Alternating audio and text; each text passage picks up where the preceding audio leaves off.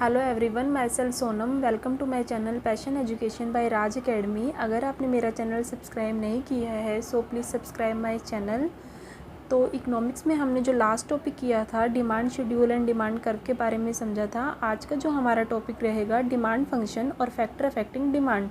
तो क्या होता है डिमांड फंक्शन? इसको हम हिंदी में कहते हैं मांग फलन। डिमांड फंक्शन किसी वस्तु की डिमांड और उस डिमांड को अफेक्ट करने वाले फंक्शन के बीच में रिलेशन को बताता है, या हम इसे ऐसे भी कह सकते हैं किसी वस्तु की मांग और उस मांग को प्रभावित करने वाले कारकों के बीच में संबंध को बताता है।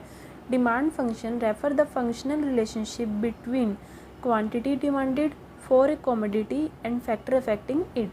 अब डिमांड फंक्शन टू टाइप का होता है, फर्स्ट इंडिविजुअल डिमांड फंक्शन और second market demand function. Individual demand function क्या होता है? अगर एक कंज्यूमर की मांग है तो उसको हम क्या कहेंगे? Individual demand function. तो इसको हम ऐसे भी कह सकते हैं individual demand function individual demand और उसको अफेक्ट करने वाले के रिलेशन को बताता है। तो इसकी डेफिनेशन क्या बनेगी? Individual demand function show the functional relationship between individual demand and factor affecting it.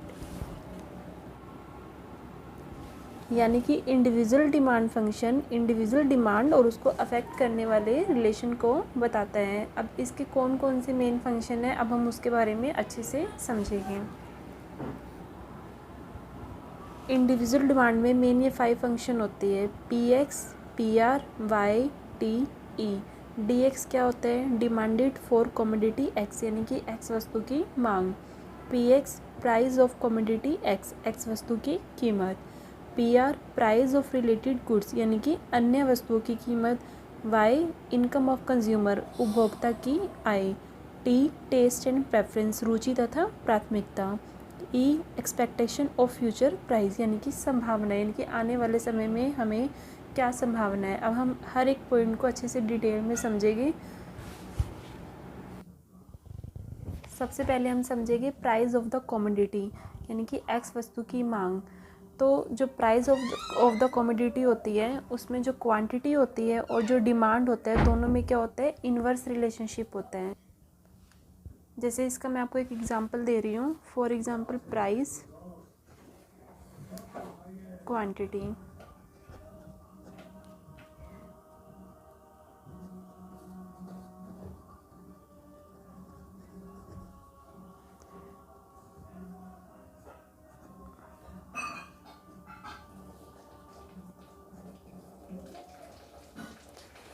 अगर किसी चीज़ का प्राइस कम हो रहा है तो उसकी जो क्वांटिटी यानी कि जो डिमांड है वो क्या हो जाती है? बढ़ जाती है। अगर किसी चीज़ का प्राइस बढ़ रहा है तो डिमांड क्या हो जाएगी? कम हो जाएगी।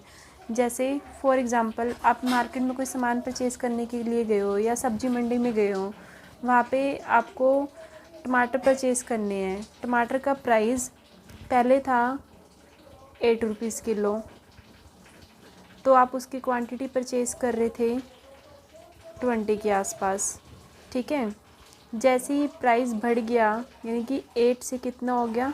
15, तो आपने उसकी क्वांटिटी भी कम करके कितनी कर ली? 20 से 10। यानी कि इन दोनों के बीच में क्या होता है? इन्वर्स रिलेशनशिप होता है। किसके बीच में? प्राइस और क्वांटिटी के बीच में। जैसे ही प्राइस कम होएगा क्वांटिटी क्या हो जाएगी? बढ़ जाएगी, और जैसे ही प्राइस ज़्यादा होएगा वैसे ही क्वांटिटी क्या हो जाएगी? कम हो जाएगी। तो उसको हम क्या कहते हैं? Price of the commodity. अब सेकंड है प्राइस ऑफ रिलेटेड गुड्स, यानी कि अन्य वस्तु की कीमत। Price of related goods 3 types के होते हैं। फर्स्ट होते हैं सब्स्टिट्यूट गुड्स,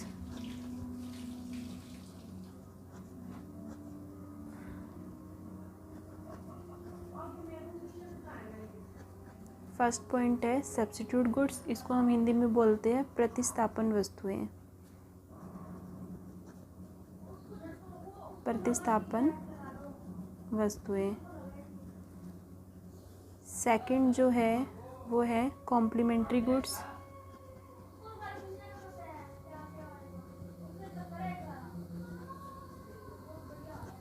इसको हिंदी में बोलते हैं पूरक वस्तुएं।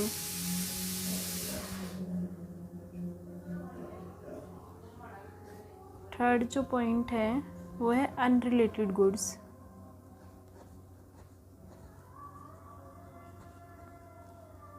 यानी कि असंबंधित वस्तुएं।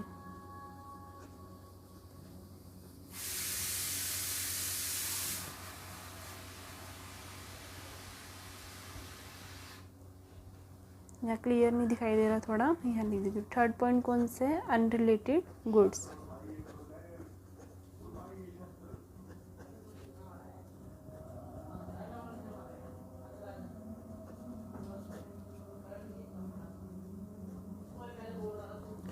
अब सबसे पहले हम करेंगे सब्स्टिट्यूट गुड्स, यानी कि प्रतिस्थापन वस्तुएं। सब्स्टिट्यूट गुड्स क्या होते हैं? जिसका हम एक चीज़, मतलब मान लो इसमें आपको एग्जांपल दे रही हूँ। फॉर एग्जांपल चाय है और कॉफ़ी है।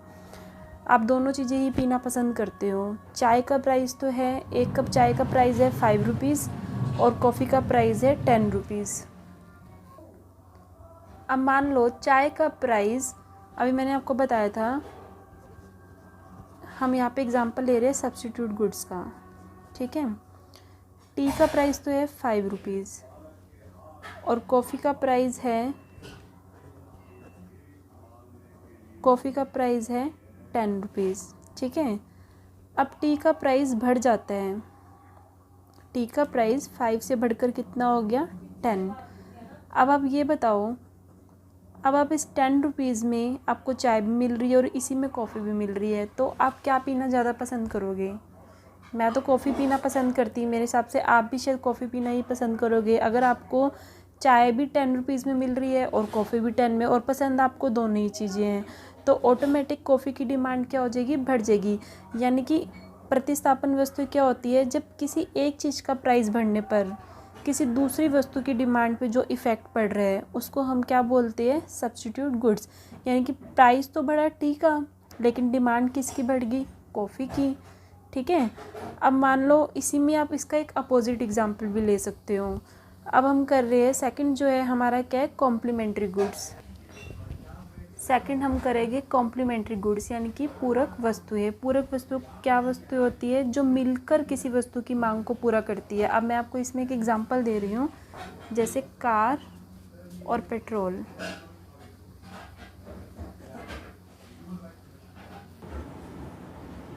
अब एग्जांपल लो, पेट्रोल का प्राइस बढ़ गया तो आप खुद सोचो, कार की डिमांड ऑटोमेटिक क्या हो जाएगी? कम। क्योंकि अगर महंगा हो जाएगा पेट्रोल तो लोग सोचेंगे क्यों ना हम पैदल ही ना चलें या साइकिल से ही काम चला लें। कार में जितना ज़्यादा चलाएंगे उतना ही पेट्रोल का बिल भी कितना, उतना ही ज़्यादा बैठेगा। अब मान लो पेट्रोल का प्राइस कम हो जाता है, ठीक है, तो कार की डिमांड भी क्या हो जाएगी? बढ़ जाएगी। यानी कि ये दोनों क्या कर रही है? एक दूसरे को पूरा कर रही है ना।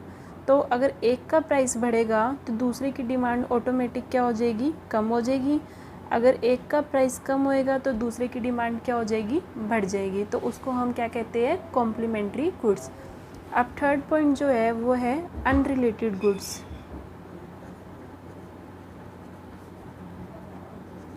नाम से ही पता चल रहा है ना, अनरिलेटेड, यानी कि एक गुड्स का दूसरे गुड्स से कोई भी रिलेशन नहीं है।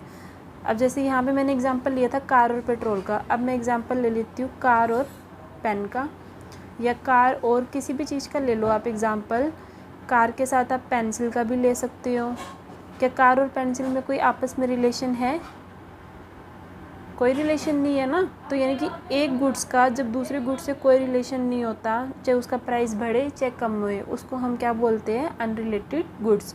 तो अब हमने 3 टाइप्स किए थे इसके। जो फर्स्ट टाइप था वो था substitute goods price of other goods में, और जो सेकंड पॉइंट था वो था कॉम्प्लीमेंट्री गुड्स, थर्ड पॉइंट था अनरिलेटेड गुड्स। सब्स्टिट्यूट गुड्स में मैंने आपको क्या बताया था? जब एक चीज़ का प्राइस बढ़ता है तो दूसरे की डिमांड क्या हो जाती है? बढ़ जाती है। जैसे टी और कॉफ़ी का एग्जांपल दिया था ना, प्राइस तो टी का बढ़ा था लेकिन डिमांड किसकी बढ़ गई थी? कॉफ़ी की। और कॉम्प्लीमेंट्री गुड्स क्या होता है? अगर किसी एक चीज़ का प्राइस बढ़ रहा है तो दूसरे की डिमांड क्या हो जाएगी? कम हो जाएगी। अगर प्राइस कम हो रहा है तो दूसरी गुड्स की डिमांड क्या हो जाएगी? बढ़ जाएगी। और अनरिलेटेड गुड्स में क्या बताया था? एक गुड्स का दूसरे गुड्स से कुछ भी मतलब नहीं होता, चाहे उसका प्राइस बढ़े या कम होए, तो उसको हम क्या बोलते हैं? Unrelated goods. जैसे इसमें मैंने आपको कार और पेंसिल का एग्जांपल दिया था। पेंसिल 5 की जगह चाहे 10 की होए, 15 की होए, 20 की होए, उससे कार का कोई रिलेशन नहीं है। तो हमारा सेकंड पॉइंट भी क्लियर हो गया, फर्स्ट भी क्लियर हो गया। अब हम third, income of the consumer, उपभोक्ता की आय। इनकम ऑफ द कंज्यूमर भी टू टाइप की होती है। फर्स्ट होता है नॉर्मल गुड्स, यानी कि सामान्य वस्तुएं। सेकंड होता है इन्फीरियर गुड्स, घटिया वस्तुएं। नाम से ही मतलब पता चल रहा है अच्छे से। अब इसमें जो कंज्यूमर की जो इनकम होती है और जो डिमांड होती है, दोनों में क्या होता है, डायरेक्ट रिलेशनशिप होता है।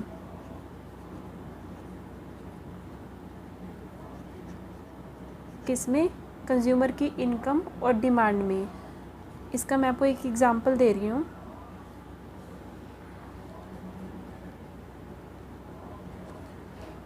मान लो मैं आपको मेरा एग्जांपल दे रही हूँ। फॉर एग्जांपल मेरी सैलरी पहले थी 15,000, ठीक है।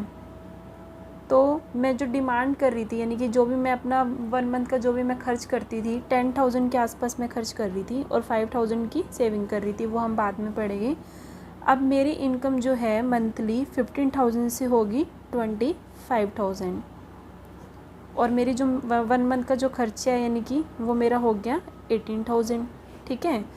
अब देखो, पहले जब मेरी सैलरी 15,000 थी तो मैं डिमांड कितनी कर रही थी, 10,000 की।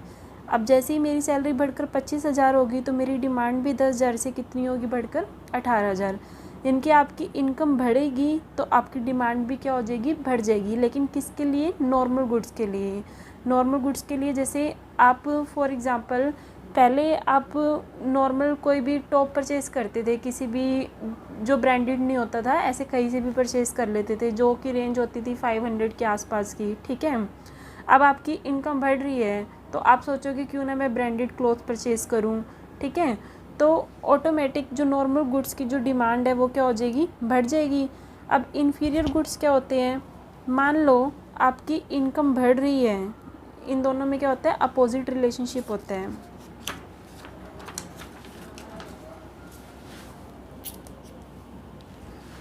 इन्फीरियर गुड्स क्या होते हैं, इसमें मैं आपको एग्जांपल दे रही हूँ। घटिया वस्तु बोलते हैं ना इसको।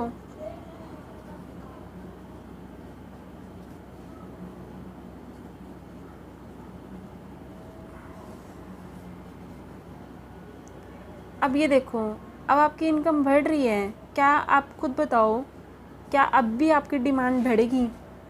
नॉर्मल गुड्स में तो मैंने आपको बोला कि अगर आपकी इनकम बढ़ रही है तो डिमांड क्या हो जाएगी, बढ़ जाएगी। इनकम कम हो रही है तो डिमांड क्या हो जाएगी, कम हो जाएगी। अब ये तो घटिया वस्तु में अगर आपकी इनकम बढ़ रही है तो क्या डिमांड बढ़ेगी, नहीं बढ़ेगी ना, क्योंकि आपकी पहले जब इनकम कम थी, ठीक है, तो हो सकता है कि आपकी डिमांड बढ़ेगी, क्योंकि आपके पास पैसे ही नहीं है इतने, तो घटिया वस्तु के लिए आपकी डिमांड क्या होगी, बढ़ेगी।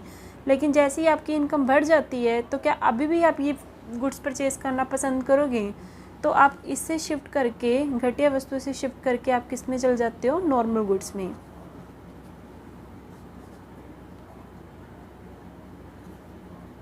यानी कि जब आपकी इनकम बढ़ती है तो आप घटिया वस्तुओं को छोड़कर कौन से गुड्स को परचेज़ करने लग जाते हो, नॉर्मल गुड्स को। तो आपकी डिमांड घटिया वस्तु के लिए क्या हो जाएगी, कम हो जाएगी। अब फ़र्क समझ में आ गया होगा कि नॉर्मल गुड्स क्या होते हैं, इन्फीरियर गुड्स क्या होते हैं। नॉर्मल गुड्स आप अच्छी वस्तु मान सकते हो, यानी कि जिसकी क्वालिटी क्या है, बेस्ट है, ठीक है। उसको यूज़ करने से आपको कुछ भी लॉस नहीं होगा, बल्कि बेनिफिट ही मिलेगी। तो अगर आपकी इनकम बढ़ेगी तो नॉर्मल गुड्स के लिए आपकी डिमांड बढ़ जाएगी, लेकिन इन्फीरियर गुड्स के लिए आपकी डिमांड क्या हो जाएगी, कम हो जाएगी। तो इसको हम बोलते हैं इनकम ऑफ द कंज्यूमर की। इनकम ऑफ द कंज्यूमर का कमोडिटी पे क्या इफ़ेक्ट पड़ता है। आप इसको घर में भी एग्जांपल लेके यूज़ कर सकते हो कि आपके फादर हैं जो पहले कमा रहे थे, मतलब जो भी उनकी सैलरी है या जो भी वो बिज़नेस में अर्न कर रहे हैं, और नेक्स्ट मंथ उन्होंने उससे थोड़ा ज़्यादा कमाया, कम कमाया, उसके अकॉर्डिंग डिमांड भी क्या हो जाती है, कभी हमारी किसी और चीज़ के लिए बढ़ जाती है और दूसरी चीज़ के लिए क्या हो जाती है, कम हो जाती है। तो सारा इफेक्ट पड़ता है किसका, इनकम ऑफ द कंज्यूमर, यानी कि कंज्यूमर की जो भी इनकम होती है उसका कमोडिटी पे पूरा इफेक्ट पड़ता है, ठीक है। अब फोर्थ पॉइंट है टेस्ट एंड प्रेफरेंस, रुचि तथा प्राथमिकताएं। देखो नाम से ही पता चल रहा है, जिस चीज़ में आपकी रुचि है, यानी कि जिस चीज़ में आपको, आप जिस भी चीज़ में प्रेफरेंस दे रहे हो मार्केट में, सिर्फ एक कंज्यूमर की बात नहीं कर रही हूँ मैं यहाँ पे, सभी कंज्यूमर की बात कर रही हूँ, तो उस चीज़ की डिमांड क्या हो जाती है, बढ़ जाती है। अब टेस्ट और प्रेफरेंस कैसे चेंज होता है, इन्वायरमेंट के अकॉर्डिंग, फैशन के अकॉर्डिंग। हमारा इन्वायरमेंट क्या होता है, कभी भी फिक्स नहीं होता ना, डे बाय डे क्या होता रहता है, चेंज होता रहता है। और लोगों की जो रुचि और प्राथमिकताएं होती है वो भी क्या होती रहती है, चेंज।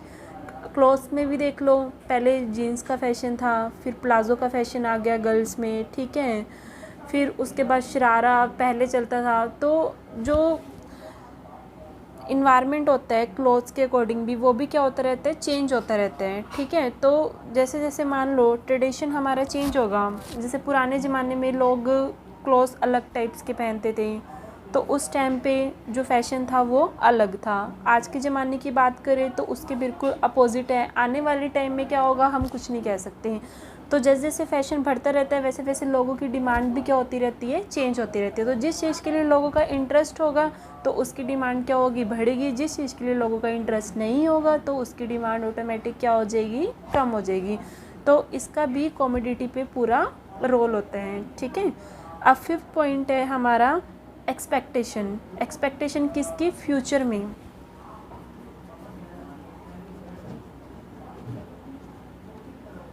इसको हिंदी में बोलते हैं संभावनाएं।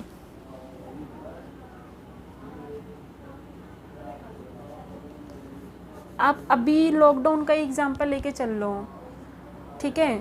अब जैसे बीच में एक खबर फैली थी कि सब्जी मंडी बंद हो जाएगी, सब्जी मंडी बंद हो जाएगी, ये बात फैली थी। तो सभी ने क्या किया कि बंद ना हो जाए इस करके सभी ने घर में 1 मंथ की सब्जी ला के रख ली। क्यों रखी, क्योंकि उनको डर था कि कहीं खुले ही ना। तो उस जब हमें ऐसे लगता है ना कि फ्यूचर में कि कहीं उस चीज़, वो चीज़ महंगी ना हो जाए ज़्यादा, तो हम उसको पहले ही स्टोर करना स्टार्ट कर देते हैं, ठीक है। तो उस चीज़ की डिमांड क्या हो जाती है, बढ़ जाती है। तो इस टाइम पे सब्जी मंडी में सब्जियों की डिमांड क्या हो गई थी, बढ़ गई थी। क्योंकि लोगों को क्या लगा कहीं फ्यूचर में भाई उस चीज़ का प्राइस और भी ना बढ़ जाए। अगर हमें ऐसे होता है कि फ्यूचर में उस चीज़ का प्राइस कम होगा तो डिमांड उस चीज़ की अब प्रेजेंट में क्या हो जाती है, कम हो जाती है। यहाँ पे हम बात कर रहे हैं प्रेजेंट की और फ्यूचर की, ठीक है। मान लो प्रेजेंट में हमें लग रहा है कि प्राइस जो है, प्रेजेंट में मान लो प्राइस बढ़ा हुआ है और फ्यूचर में प्राइस क्या हुआ है, कम हुआ है।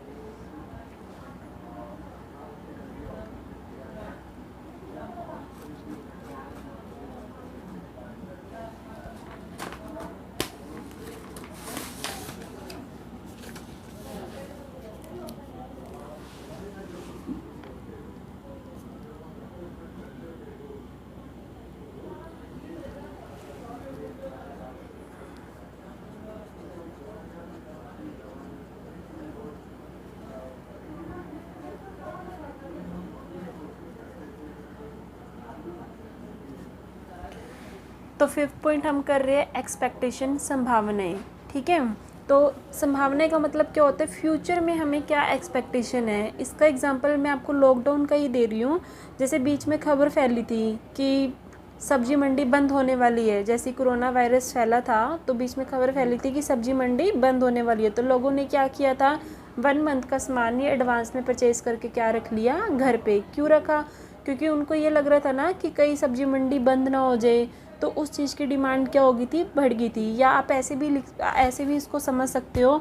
मान लो अब जैसे आज तो सब्जी का रेट कम है, ठीक है। अब आपको कहीं से पता चलता है कि भी मंडी बंद हो रही है 2 या 3 दिन में, जो सामान परचेज़ करना है अभी कर लो। और हो सकता है इस करके प्राइस भी उसका क्या ना हो जाए, बढ़ जाए ज़्यादा। लेकिन जब भी हमें ऐसा लगता है ना कि फ्यूचर में कहीं उस कमोडिटी का प्राइस बढ़ तो नहीं जाएगा, उस डर के कारण जब हम उसकी जो अभी प्रेजेंट में ही हम उसकी डिमांड क्या करने लग जाते हैं, ज़्यादा। तो कमोडिटी का, इस कमोडिटी पे फ्यूचर का भी क्या पड़ता है, पूरा असर पड़ता है। जब भी हमें लगता है कि फ्यूचर में इस चीज़ का प्राइस बढ़ जाएगा तो हम प्रेजेंट में ही उस चीज़ की क्या करने लग जाते हैं, डिमांड ज़्यादा। और जब ऐसे लगता है कि फ्यूचर में कहीं प्राइस कम तो नहीं हो जाएगा तो उसकी डिमांड हम क्या करने लग जाएंगे, कम। तो उसको हम क्या बोलते हैं, एक्सपेक्टेशन, यानी कि फ्यूचर में हमारी क्या एक्सपेक्टेशन है। तो गाइस अभी हमने किया था individual demand function, market demand function हम कल समझेंगे अच्छे से। अगर आपको मेरी वीडियो पसंद आई है तो please subscribe my channel and like my video.